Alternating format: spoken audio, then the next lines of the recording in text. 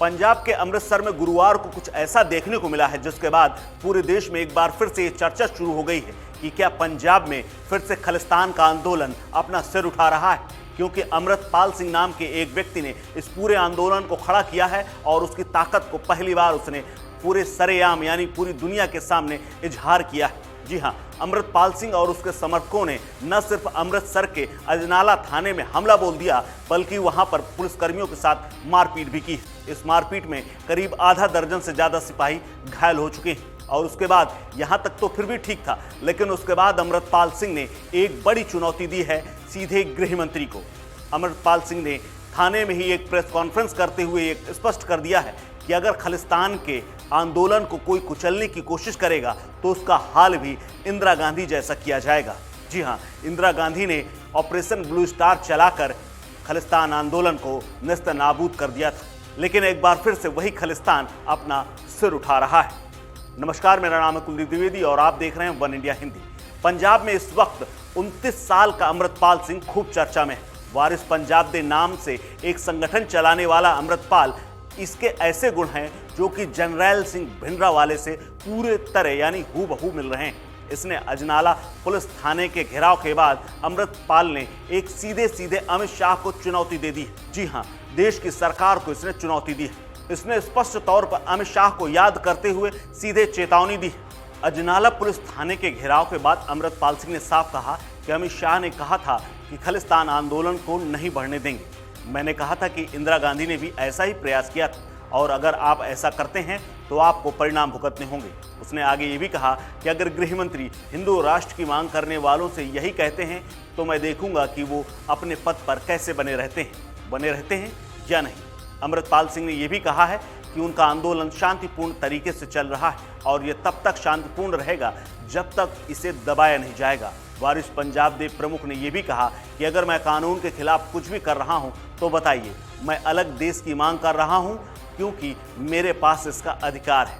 अमृतपाल ने आगे कहा कि अगर भारत अभी भी लोकतांत्रिक देश है तो मुझे गृह मंत्री की ओर से धमकी क्यों मिल रही है। अमित शाह पर निशाना साधते हुए अमृतपाल ने कहा ये पूरे सिख समुदाय को धमका रहे हैं। एक तरफ कहते हैं कि वो सिखों के मित्र हैं और इंदिरा गांधी व कांग्रेस की तरह नहीं है, लेकिन दूसरी ओर अगर ये बयान देते हैं कि खालिस्तानियों का शांतिपूर्ण आंदोलन कुचल देंगे तो ये वही कर रहे हैं जो कभी इंदिरा गांधी ने किया था। खालिस्तान की मांग पर अमृतपाल ने यह भी कहा है कि ये मेरा अधिकार है। हम अरदास में हर दिन 2 बार ये कहते हैं कि राज करेगा खालसा।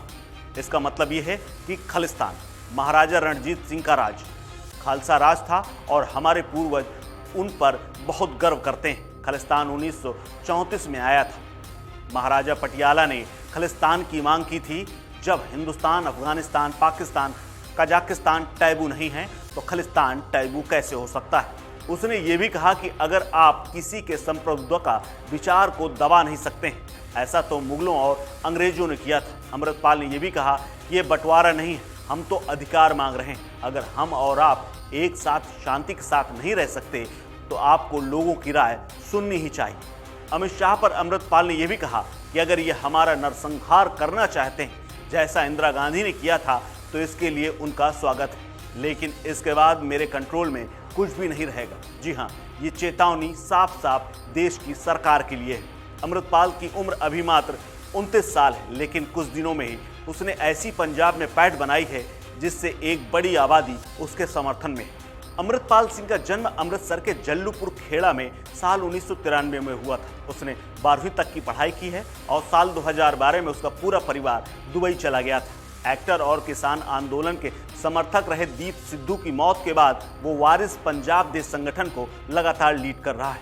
अमृतपाल इस वक्त पंजाब के गांव-गांव में अपनी पैठ बना रहा है। वो घूम कर आज़ादी, सिख धर्म और सत्ता तंत्र को लेकर लोगों से बातें करता है। अमृतपाल ने भिंडरावाले को अपना आदर्श बताया था। भिंडरावाले से अपनी तुलना पर अमृतपाल ने साफ कहा था कि वो भिंडरावाले जैसे लोगों के पैरों की धूल भी नहीं है। अमृतपाल ने कहा कि वो सिर्फ भिंडरावाले के दिखाए हुए रास्ते पर चल रहा है। अमृतपाल बिल्कुल भिंडरावाले की तरह ही कपड़े पहनता है, उसी की तरह बात करता है, उसके जैसे ही उसके हाव भाव भी हैं।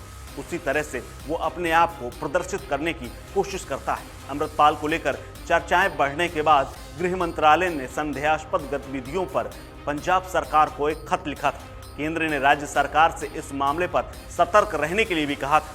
सूत्रों के हवाले से की गई एक खबर के मुताबिक और वहीं न्यूज़ 18 की एक रिपोर्ट ये बताती है कि टॉप खुफिया एजेंसियां अमृतपाल के आईएसआई कनेक्शन की जांच कर रही हैं। जी हां, एजेंसियों का यह भी मानना है कि अमृतपाल आईएसआई के इशारे पर अपना रोल अदा कर रहा है। ये आईएसआई की लंबे समय तक बनाई गई एक प्लानिंग का हिस्सा है कि पंजाब को पहले अस्थिर करो और उसके बाद उसे बांट दो। इस खबर में फिलहाल इतना ही। अपडेट्स के लिए बने रहिए वन इंडिया हिंदी के साथ।